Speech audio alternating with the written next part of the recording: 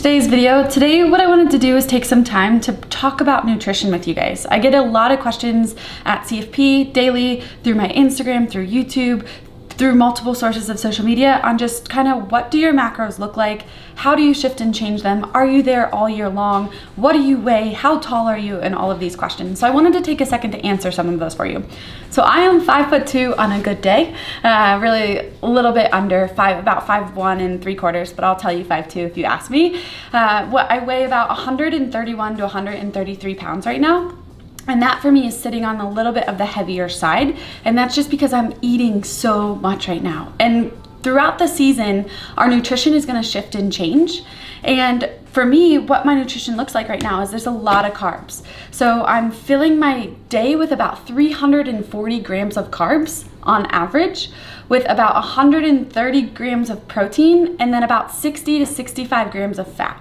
And that's regular. If I'm hungry, I usually will add about 100 calories, and those typically come from carbohydrates right now. So what I've done is I've shifted and changed from about 250 grams of carbs about 6 to 8 months ago, and about 70 to 75 or 80 grams of fat, and then about 135 grams of protein. So what's happened is my carb intake is slowly going up as my training changes, and I'm dropping my protein and my fat. And this has just been trial and error for me, and it feels really good when I'm training because I start to notice that I'm burning through everything really quickly and I have the energy. And that's the key when it comes to shifting and changing your macros. The biggest thing that I kind of want to share with you guys is 340 to 350 grams of carbs sounds like a lot. When I tell people that in the gym, their mouths drop because I know a lot of us think, oh gosh, carbs are bad.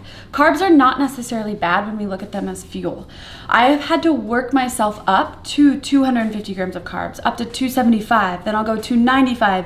Then for a while I sat at 305 to 315, then I bumped myself up to about 330, and now I'm in that 340-ish range. So it's been a very long process of getting my body up to 340 grams of carbs to where it wants that fuel and it burns through it daily, and I didn't just jump straight to that number. With the disclaimer, I work out about 6 hours a day. So sometimes it's 2 to 3 sessions per day, 6, maybe 4 hours on a minimum. So I think you guys definitely want to keep that in mind as I am burning lots of calories, and to make sure I don't hit burnout, to make sure I don't hit adrenal fatigue, and to make sure I just don't crash all around, I have to make for sure I'm fueling myself. And what I've learned about myself is I tend to feel better, I tend to sleep better off of a higher carbohydrate diet. As far as knowing if you're eating enough or not, I think it's key to look at all areas of your life. So for me, when I talk about increasing my carbohydrates, I slowly increase my carbohydrates when I start to notice that I'm getting super irritable, when I'm having more mood swings, when I'm not sleeping at night, when I feel like I'm constantly hungry, that hangry feeling, when I notice that my energy levels in the gym are really dropping. These are the times that we kind of look at, okay, how long have I been on the current macro breakdown? Should we be adding more food? Is this my body telling me, hey, I need more food for me to do what you're asking it to do? And I think that's really important, is to pay attention to all areas of your life and see how you're feeling to help you know if you're maybe eating too much or help you know if you're not eating enough. What does this mean for you guys? So first I want to talk about goal setting. If you would have told me one day I was going to be eating 340 grams of carbs, I think my mouth would have dropped. I would never have believed you. Coming from an endurance background, I didn't eat that much. And so this has been a long process, over 8 years, getting my body to shift and change and to keep my metabolism firing so I'm able to digest all of this food. But for you guys, I think the biggest thing is, one, set your goal. Set a measurable goal. A goal that you can say, hey, I want to lose 10 pounds, or hey, I want to gain 5 pounds on my back squat. Make sure it's something that you can absolutely measure. For me, it's performance. So I'm looking at all areas of my performance and I can measure that. From there, set kind of like a process, right? So you're going to need little pieces, little processes to help you achieve that goal, and then set a time period. And I think that's gonna help you on the days that you don't feel like eating super clean, you don't feel like eating super healthy, or you don't feel like hitting your macros. That will help keep you on track. Everybody needs to have a why for those harder days. So my goal is performance. I'm a smaller athlete, like I said at the start of the video. Most of the girls I compete against are about 140 to 155 pounds. And in CrossFit, weight moves weight. So I constantly am trying to eat more and get stronger. So for me, when I grocery shop, I typically buy the same foods every week. Right now, it's just a little bit higher on the carb end. So I kind of wanted to show you guys just what my grocery shop looks like, and then hopefully you can take your goals and set them and then apply it to your grocery shopping. So let's start with breakfast. For me, I typically eat about 100 grams of carbs.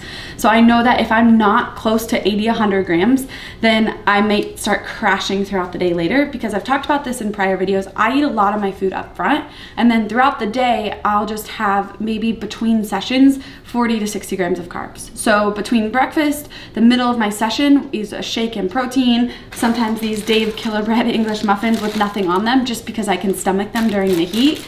When I get home at night, I'm usually somewhere around 160 to 180 grams of carbs, which means I load the rest of it on my back end. For me, that seems to work really well, just so that way I'm satisfied in the morning, and then I'm always really hungry when I get home from the gym, and I'm satisfied at night, and that helps me sleep well. So what would 100 grams of carbs look like?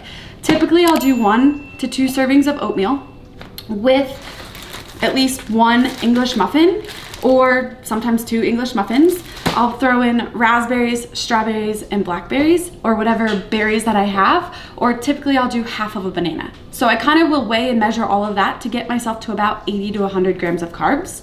Then from there, I'll throw in my protein.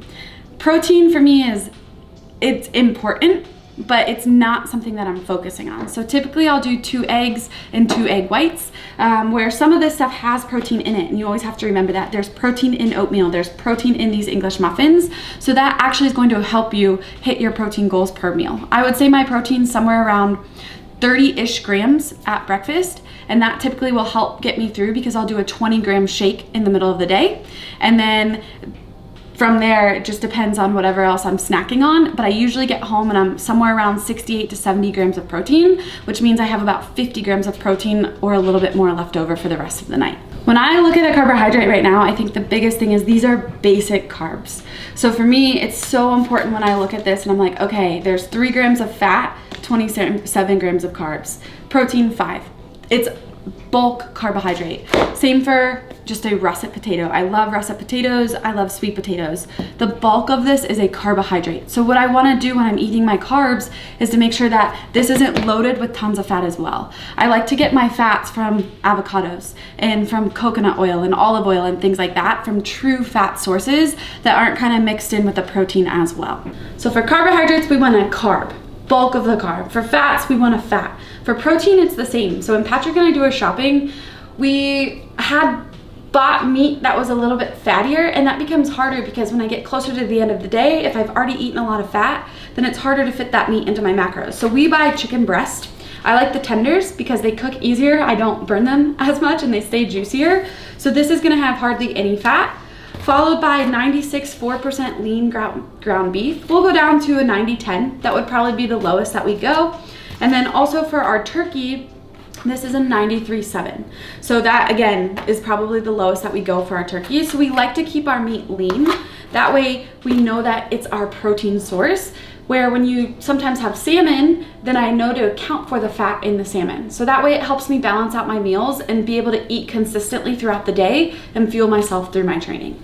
So what I've learned is it really comes down to grocery shopping and meal prep for me to be able to eat like this. So I do this on Sunday and Thursday. Pat and I eat so much that we rarely ever have enough food to get us Sunday to Saturday. So we typically shop Sunday morning, and then I also shop Thursday morning or sometime throughout the day on Thursday. The first thing that I suggest for you guys, so tip number 1, make a list. How do you know what should be on your list? I like to do a 3 per, so 3 carbs. So maybe it's oats, potatoes, and English muffins or whole grain bread. There's your 3 carbs. That way you have some variety. Protein, same thing, 3 per. Chicken breast, lean beef, lean turkey. There's your 3 per. That way you're not eating chicken breast every single night because your body's not gonna want that eventually.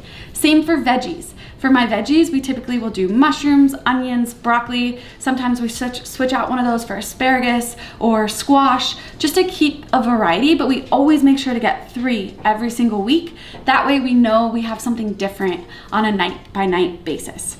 For the fats, It's a little bit trickier. I would say avocados are a staple for us, and then a nut butter. So just kind of making sure that we're not only eating peanut butter, because that's got a lot of calories for what it is, but that we have other fats in our diet as well. So that's where the avocados come in, or the coconut oil or the olive oil.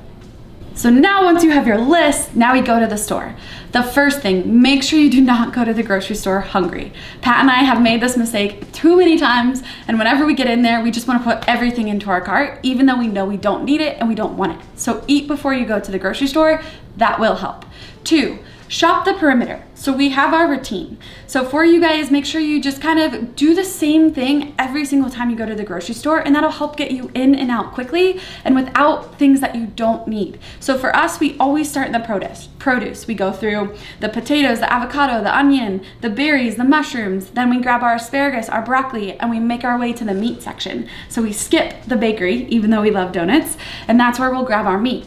From there, we continue down, and then we have our eggs and our milk, all of this stuff, and for me, it's almond milk. If you guys like milk, that's great. But all of this stuff is on the perimeter. So hit all of the necessities and the basics, and then look to your list and find the aisle that you need. So you're not just wandering up and down aisles, because that's when we see the Oreos, and that's when we see the potato chips and the Pringles and all the good stuff that we want that does not make us feel good. So I know exactly, I shop the perimeter, and then I go straight for the aisle for my oatmeal. Right now, I am eating cereal because a lot of times at night to hit my 340 carbs, I need cereal. We try to find one with as little ingredients as possible and as least amount of sugar, so we still want to eat a healthier cereal. And then from there, whatever else you need, if you want a red lentil pasta or whatever other staples for your pantry that you want. But bulk of your food should go into the fridge when you do get home. Tip number 3, check the dates. So when I pick up my meat, you always want to get whatever's freshest, right? So the older stuff's going to be towards the front. So when I always grab my chicken and my meat, I look for the latest date, because that means it's fresher. So I always reach for the back. I'm sure they don't like that I do that, but hey, it tastes good. So always check your dates on your bread, on your meat, whatever it is, on your broccoli, on your salad, whatever you're finding. So just reach for the back. It's going to taste fresher. And then step number 4, or just a tip, I guess, it's not really a step. I think remember, just start by taking small steps. I don't expect you to completely clean out your pantry and start eating chicken, broccoli, and rice for every single meal. You're actually gonna hate it, and you're probably only gonna make it 2 or 3 days and be like, screw this doesn't work. You have to take small steps. Start with one meal at a time. And this is what I work with a lot of people at CFP on, is like, hey, if we're eating a blueberry muffin for breakfast, maybe we switch that out to oatmeal with some blueberries and some cinnamon and make that taste really good. And that's our change for the day. That we don't have to revamp every single meal, but once we get the hang of our breakfast, then we keep our breakfast and we move on to our lunch. Remember that it's baby steps. You didn't just walk into the gym and be able to do 15 strict pull-ups. You had to work every single day and keep consistent with your effort and be patient and put the work in. The same goes for nutrition. I think the moral of the story is, and why I wanted to share this with you guys, is nutrition is not a one-size-fits-all.